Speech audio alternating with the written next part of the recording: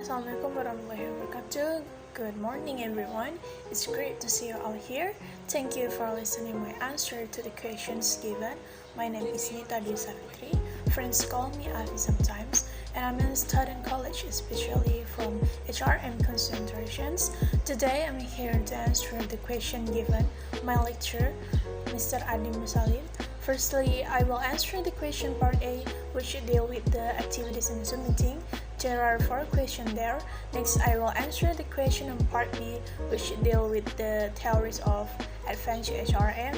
There are 15 questions, and then I will watch 2 videos given and answer the questions that follows. Well, my dear friends, let me begin my answer. So now I will answer the question on part A. My answer to this question is yes, I almost always enter organizational behavior class. It can be said that I did not enter twice because I was constrained by unspurred timeless. For these questions, of course, I always want to discuss with my friends who deliver the presentation material. Several times, I also ask questions and answer the questions. Evidence of my activities in Zoom meeting in this lecture may be in some of the recording of this class Zoom meeting, which have been uploaded by Sir Adi on his learning YouTube channel. The chapter that have been presented before the midterm exam are 7 chapters. So the first topic is diversity in organizations, presented by Tiffany and Desi. The second is organization behavior, presented by Tata and Normalia Sari. The third topic is attitude and job satisfactions, presented by Carlos and Mandau. And the fourth topic is emotion and mood, presented by me, Yuni, and Vanessa. And the fifth topic is personality and value, presented by Salsa and Tasha. The sixth topic is perception and individual decision making, presented by Arsa, Revilia, and Putri. And the last is motivation concept, presented by Irfani and Nabil. The first is from the organization behavior class group chat, where before the day of their presentation, the lecturer will ask the class in chat group. Then at the end of the Zoom meeting, and the last is the presentation slides they sent. Of course, I get the information especially about science from the material that has been present and everything related to our organizational behavior in the organizations or in the world of work. Then get new insight from each discussion session with friends or lecturers sharing about personal experience or opinions of each us studied. The book we use for our study is the 15th editions of Organization and Behavior by Stephen P. Robbins and Timothy Judge. Our lecturer gave this book to be studied, where each chapter will be studied by students, especially in the Organization and Behavior class. Since organization exists to achieve goals, one must define goals and the means to achieve them, and managers of those people. The planning function includes defining organizational goals, establishing an overall strategy for achieving those goals, and developing a comprehensive set of plans to integrate and coordinate activities. The manager's primary task is to plan, organize, lead, and control. Managers are also responsible for designing the organizational structure. Such organizing functions include determining what tasks are to be done, who does them, how the tasks are to be grouped, who report to whom, and where decisions must be made. People who work in an organization can be coordinated by a manager. A manager can also motivate employees direct their activities, choose the most effective communication channels, or resolve conflict among members. To make sure things are running as they should, manager must also monitor the organization performance and compare it to the goals that have been set previously. So, from Henry Mintzberg, conclude that manager performance different, highly interrelated roles or sets of two behavior. These 10 roles are primary. The first is interpersonal, the second is informational, and the third is decisional. Role interpersonal. In interpersonal, the manager's role must be a head figure for employees, and the company is required to perform a number of routine tasks of legal or social nature. Manager must be good leaders, while a leader must be responsible for the motivation and directions of employees, and the manager is always trying to be a liaison. This will affect to maintain a network of outside contacts who provide assistance and informations. Researchers have identified a number of skills that differentiate effective from ineffective managers. First is technical skill. Technical skill encompasses the ability to apply specialist knowledge or expertise, and not all technical skills have to be learned in school or other formal training programs. A job requires some specialist expertise, and many people develop their technical skills on the job. And the next is human skill, the ability to understand, communicate with, motivate, and support other people, both individually and in groups. Define human skills. Because managers get things done through other people, they must have good human skill. And the next is conceptual skill. Manager must have the mental ability to analyze and diagnose complex situations. This task requires conceptual skills. Decision making, for instance, requires managers to identify problems, develop alternative solutions to correct these problems, evaluate those alternative 5 solutions, and select the best one. After they have selected a course of actions, manager must be able to organize a plan of actions and then execute it. The ability to integrate new ideas with existing processes and innovate on the job are also crucial conceptual skills for today's manager. Organizational behavior is an applied behavior science field and contributions from a number of behavioral disciplines, mainly psychology and social psychology, psychology and anthropology. Psychology seeks to measure, explain, and sometimes change the behavior of humans and other animals who have contributed and continue to add to organization behavior knowledge, while learning theories, personality theories, counseling psychologists, and most importantly, industrial and organizational psychologists.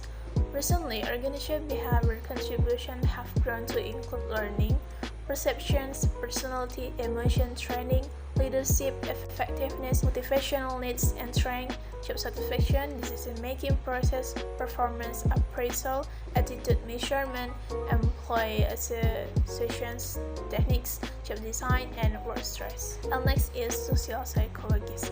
Social psychologists contribute to measurement, understanding, and changing attitudes, identify communication patterns, and build trust. Sociology has made important contribution to group behavior, power, and conflict, especially at work. And next is sociology. Sociology studies people in relation to their social or cultural environment. Psychologists have a contribution to organizational behavior about group behavior in organizations, particularly formal and complex organizations. Most importantly, sociologists have studied our organizational culture, theories, and formal or organization structure technology, communications, power, and conflict. And next is anthropology. Anthropology is the study of societies to learn about humans and their activities. challenge brings opportunity for manager to use the conceptual of organizational behavior. Here are some challenges and opportunities for organizational behavior. The first is improving people skills. Technological change, structural change, and environmental change are accelerating at a faster rate in the business field. Employees need to be equipped to have the skills to adapt to this change.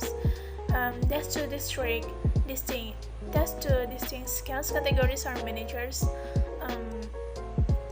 There's two distinct skills categories are managerial skills and technical skills. Some of the managerial skills include listening skills, motivating skills, planning and organizing skills, leadership skill, problem-solving skill, decision-making skill, and other. The skills can be enhanced by organizing a series of training and development programs, career development programs, inductions, and outreach. And the next is improving quality and productivity organizational behavior. Opportunities for improving quality and productivity. Quality is the extent to which the customer or user believe the product or service surpass their needs and expectations. And the next is total quality management or TQM. It is a philosophy of management that is driven by the constant attainment of customer satisfaction through the continuous improvement of all organizational behavior process. The components of TQM are: the first is an intense focus on the customer, and the second is concern for continual improvement, and the next is improvement in the quality of everything the organization does, and next is accurate measurement, and the last is empowerment of employees. And the next is managing workforce diversity.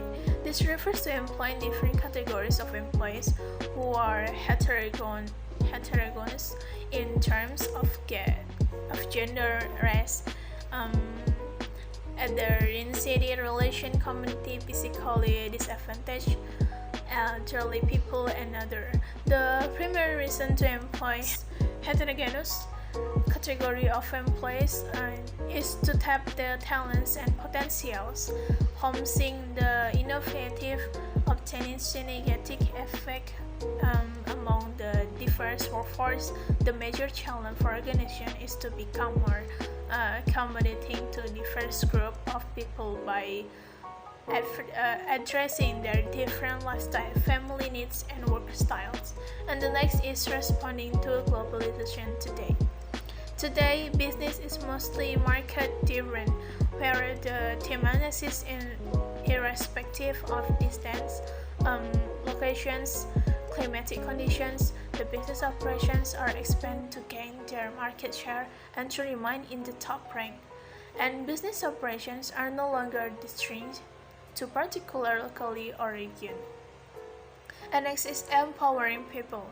Encouraging the employees to participate in work-related decisions will sizable and enhance their commitment to work. Through the implementations of empowerment concepts across all the levels, the relationship between managers and the employees is reshaped. Manager will act as coach, divisors, sponsors, facilitator, and help their subordinates to do their tasks with minimal guidance. And the next is coping with temporariness. Everyone in the organization face today is one of permanent temporariness. The actual jobs that worker performs are in a permanent state of flux. So workers need to continually update their knowledge and skill to perform new job requirements. And the next is stimulating innovations and change. Victory will go to those organizations that maintain flexibility, continually improving their quality, and beat the competition to the marketplace with a constant stream of innovative products and service. And the next is emergencies of e-organization and e-commerce. In e-commerce, the following activities are being taken place quite often. The tremendous numbers of people who are shopping on the internet. Business houses are setting up websites where they can sell goods, conducting the following transactions such as getting paid and fulfilling orders. And the next is improving ethical behavior. The complexity in business operations is forcing the workforce to face ethical dilemma, where they are required to define right and wrong conduct in order to complete their assigned activities. And next is improving customer service. In this case, service should be the first productions oriented by using technological opportunities like a computer, the internet, and other. To improve the customer service, need to provide sales service and also the after service. So managing diversity in the workplace is an effort that makes all employees feel included and part of a common effort. Evidently, this will lead to happier, satisfied, and ultimately more loyal employees, increasing the overall expertise of the workforce and reducing the cost involved in hiring and training new employees. The first is create common goals. The creating of common goals leads to the forming of common bonds. And the second is confront unconscious bias. Unconscious biases are defined as the social stereotypes that exist about certain group of people, formed by individuals outside of their own conscious awareness. And the third is focus on conclusion. Discuss further that being inclusive and consideration workplace diversity in hiring process.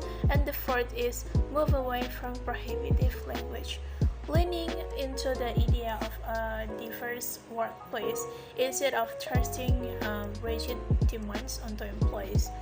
It is much more effective way to encourage employees to accept each other. And the last is look beyond compliance.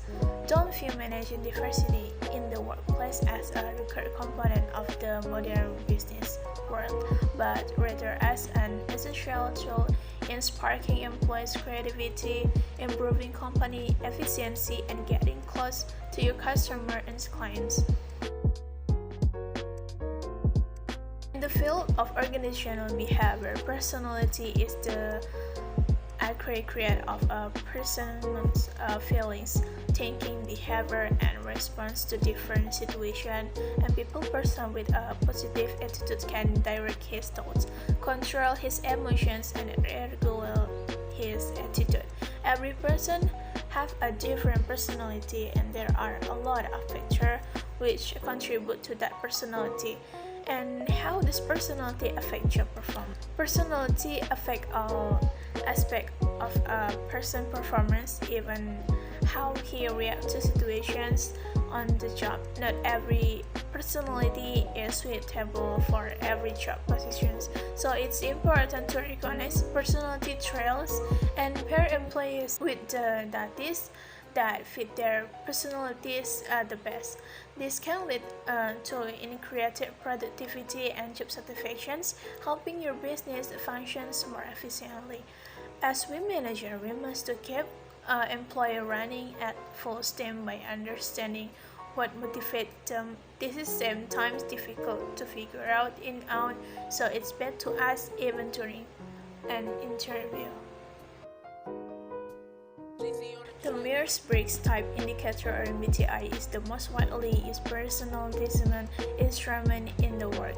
Then it is a 100-question personality test that asks people how they actually feel or act in particular situations. Respondents are classified as extroverted or introverted, E or I, sensing or intuitive, S or N, thinking or feeling, T or F, and judging or perceiving, G or P. These terms are defining is the first is extroverted or E versus introverted or I. Extroverted individuals are outgoing, sociable, and assertive, and introverts are quiet and shy. extroverted individuals are outgoing, sociable, and assertive, and introverts are quiet and shy. And next is sensing versus intuitive. Sensing types are practical and prefer routine and order. They focus on details. Intuitive rely on unconscious process and look at the big picture. Next is thinking versus feeling. Thinking types use reason and logic to handle problems. Feeling types rely on their personal values and emotions. And next is judging versus perceiving. Judging types want control and prefer their work to be order and structure.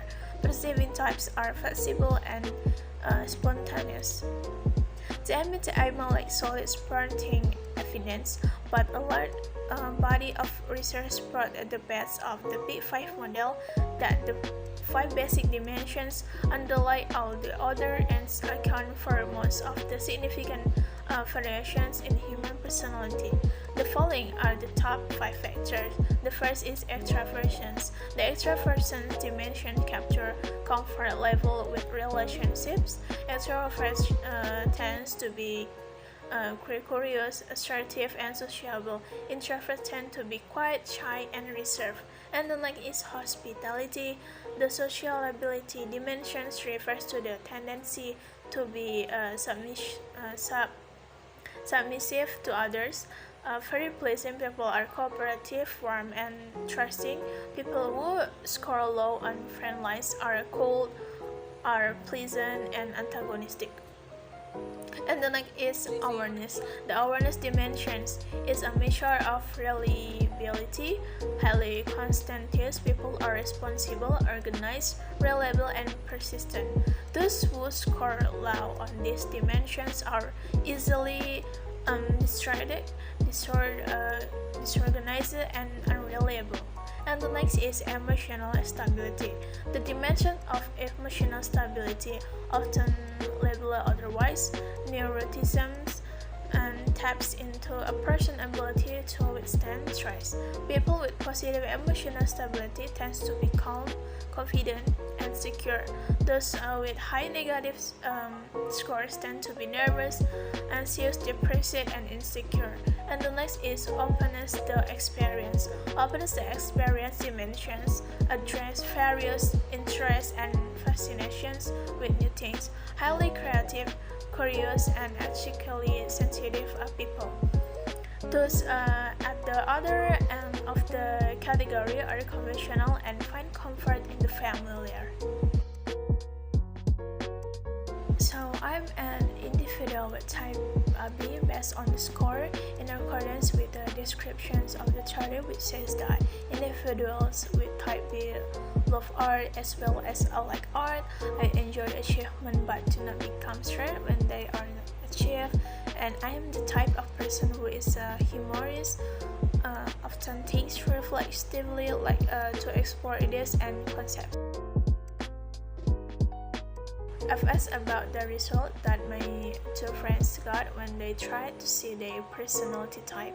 The first friend I asked was Ria. The result I got was an individual with type B, where she does have a pleasant personality, that's cheerful, like to explore things. And then for my second friend is Vanessa, where Vanessa is an individual with type B too as well. He has a fun personality to likes to do fun things, is cheerful and love art. If I become a manager and then have employees who have type B or maybe my own friends, maybe I will give a little advice or often remind about things that can be easily forgotten. As an example, regarding time management, type B individual have a problem with time management, and I ask a manager will reprimand, advice, motivates. Then maybe it's like a superiors. Then maybe it's like a serious in work. Sometimes they can see the conditions in which they have to work and job, so they have to be reminded. Maybe these are some of the activities I will take as a manager. So type A, the theory describes a type A individual as Ambitions regularly organized, highly status conscious, can be sensitive, care for other people, and thoughtful. Impatience always try to help others, take on more than they can handle, want other people to get to the point. Her proactive and obsessed with time management. People with type A personalities are often high-achieving workaholic who multitask, push themselves with deadlines, and hate both delays and ambivalence. And next is type B. The theory describes type B individual as a contrast to those with type A personalities. People with type B personality, by defining generally life at a lower stress level and typically work steadily, enjoying achievement but not becoming stressed when they are not achieved. When faced with competitions, they do not mind losing and either enjoy the game or back down. They may be creative and enjoy exploring ideas and concepts.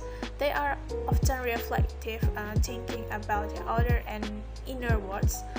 Furthermore, type B personality may have a poor sense of time scheduling and can be predominantly a right-brain thinker.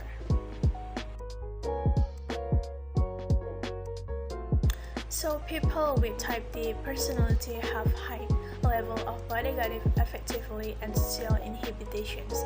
Social inhibition means that people tend to shy away from social interactions, possibly due to fear of rejection or judgment, and that they tend to lack confidence in social situations.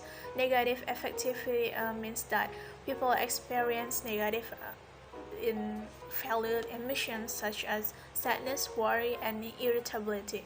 Because people with a type D personality tend to hide their negative emotions, they may not necessarily feel or act depressed or anxious. People who know them may be surprised to learn that they are struggling. They also exhibit a high level of behavior inhibitions, meaning they withdraw from new situations they are not familiar with. Because of this tendency, they may be more likely to develop anxiety disorders. The first is durations. Most of those who study the difference between moods and emotions admit that moods last longer, emotions are brief, usually lasting anywhere from seconds to minutes, and moods, however, can last for hours, sometimes even days, and can be difficult to shake. It is important to note that if a certain state persists for weeks, for months, it is not a mood but a moral collectively identified as an affective disorder. Next is provocations of emotions. An example of this would be when you're in an irritable mode and finding yourself feeling angry much more really than usual. When in an irritable mode, people construe the world around them in a way that permits, if not calls for, an angry response, as if they are seeking an opportunity to indulge the emotions relevant to their mood. And the next is modulations of emotion. Looking at the management of emotions versus moods, it becomes significantly more difficult to modulate or regulate one's emotions. If they occur during or with a mood, presumably a person in an irritable mood will not be able to modulate an episode of anger as easily or quickly as they would otherwise. And the next is facial expressions. Another feature used to argue the difference between moods and emotions is expressions. Moods do not own their own unique facial expression, while many of the emotions do. In fact, there are 7 universal emotions that present with the same expressions regardless of age, sex, and social environments. One infers an irritable mood by seeking many facial expressions of anger, but there is no distinctive facial expression of irritability itself. None is there for any other mood, emotional traits, or affective disorders. The next is awareness. Of course, most people can specify that what triggered an emotion but are unable to do so for a mood. Triggers can come from the environments we're in or from our memory. They can even be imagined. Employees' mood, emotions, and overall dispositions have an impact on job performance, decision-making, creativity, turnover, teamwork, negotiations, and leadership. An effective revolution has occurred over the last 30 years as academics and managers alike have come to realize that employees' emotions are integral to what happens in organizations. Everybody brings their emotion to work. You bring your brains to work. You bring your emotional to work. Feelings driven performance, they drive behavior and other feelings. Think of people as emotions conductor.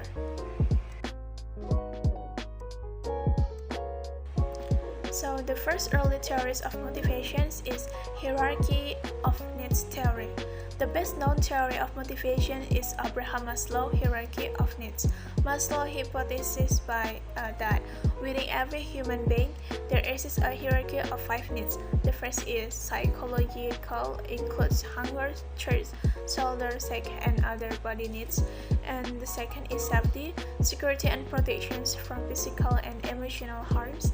And next is social, affections, belongingness, and next is social affections, belongingness, acceptance, and friendships. And next is esteem, internal factors such as self-respect, autonomy, and achievement, and external factors such as status, recognitive, and attentions. And the next is self-actualizations, striving to become what we are capable of becoming, includes growth, achieving our potential, and self-fulfillment. And the next theory is Theory X and Theory Y. Douglas MacGregor proposed two distinct views of human beings, one basically negative, labeled Theory X, and the other basically positive, labeled Theory Y. After studying managers dealing with employees, MacGregor concluded that their view of the nature of human beings are based on certain assumptions that mold their behavior. Under the theory X, managers believe employees inherently dislike work and must therefore be directed or even coerced into performing it. Theory Y, in contrast, managers assume employees can view work as being as natural as rest or play, and therefore the average persons can learn to accept and even seek responsibility. And the next is two-factor theory, believing an individual's relationship to work is basic, and that attitude toward work can determining success or failure. Intrinsic factors such as advancement, recognitions, responsibility, and achievement seems related to job satisfaction. Respondents who felt good about their work tended to attitude test factor to themselves, while dissatisfied respondents tended to cite extrinsic factors such as supervision, pay, company policies, and working conditions. And the next theory is McLean's theory of needs. McLean's theory of needs was developed by David Cleland and his associates. Looks at 3 needs. Needs for achievement is the drive to excel to achieve in relationship to a set of standards.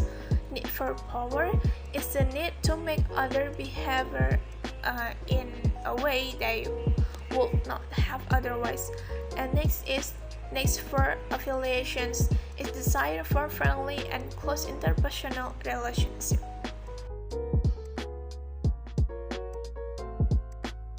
So equity theory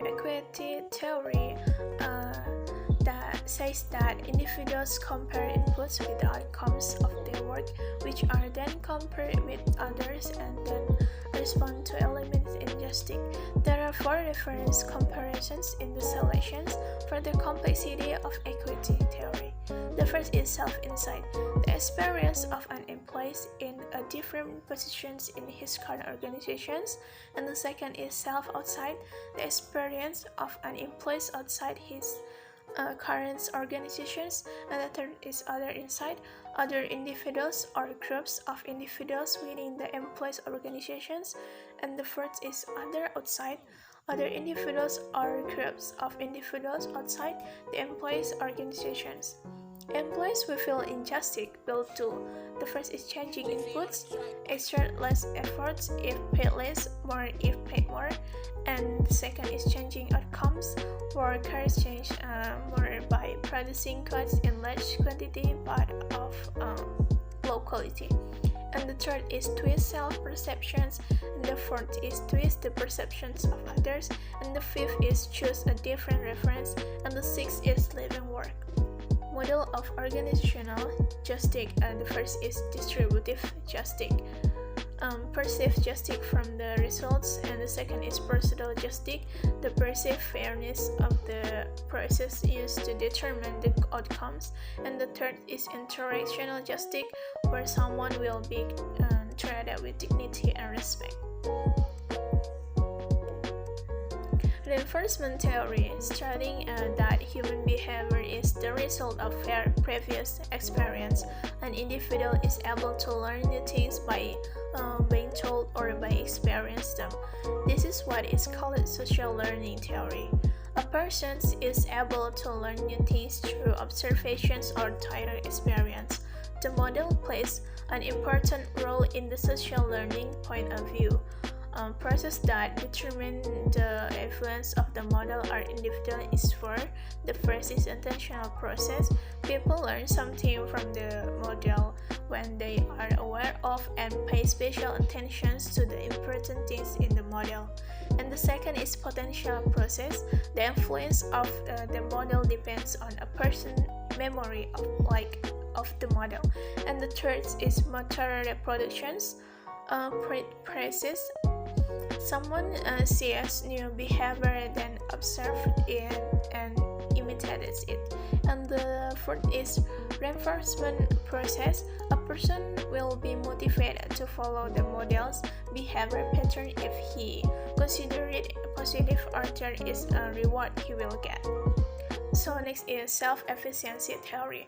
Refers to an individual's belief that he or she is capable of doing the work he or she is about to do. A researcher named Albert Penders stated that there are 4 ways that self-efficiency are developed. The first is inactive mastery, self-confidence that he is able to do a certain job due to the experience of successful work in the past. And the second is vicarious modeling, feels that he is able to do the job because he has seen other people able to do the job. And the third is verbal persuasions, the emergence of self-confidence. It caused by the words of someone who says that he is able to do the job. And the fourth is arousal, someone's desire to complete the job. Next is goal-setting theory. Explain that specific and complex goal coupled with feedback and lead the higher performance implementing.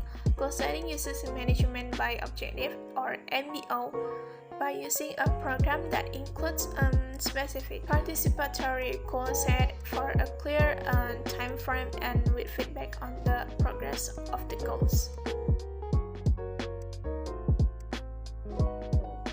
As language learning, English learning has its own characteristic that need to learn and remember more, practice more, and communicate more than other subjects. Studies motivations is critical for English learning. English teachers are organizers or leading in teaching. They have responsibility to increase their students' inclinations to perform willingly and active.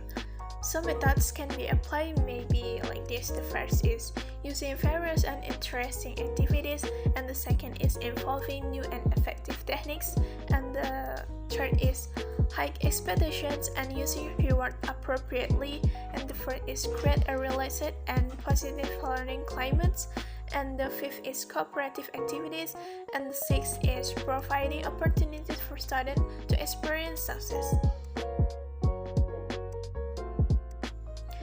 After studying the 7 chapters that have been presented by friends and in this organization behavior class, of course there is a lot of knowledge and information that can be used and implemented when we are in an environment or organizations of the world of work later.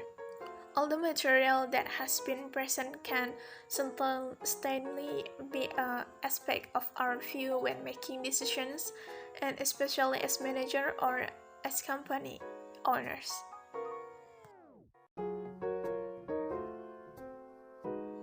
So what I can catch from the material that Professor Grasser has explained about mood and emotions is what emotions do play an important role in life, one of which is the world of work. Here, Professor Grasser explained that according to research that has been done, it shows that the left brain is used more for analytic, verbal, and harmonious thinking process. Meanwhile, the right brain is used to think visually, intuitively, and creatively. As we know, the brain is also a controller of a center where emotions are processed. I can conclude that our ethics as a manager should be able to provide a comfortable work scope, motivation for employees, give some awards so that they feel more valued, and of course the manager himself must give a good impressions where employees can certainly imitate a good action that.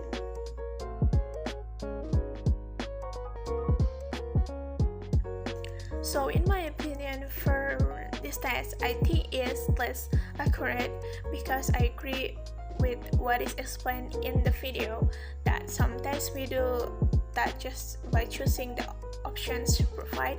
Then also sometimes not everyone really displays their original character, so I think only we know ourselves.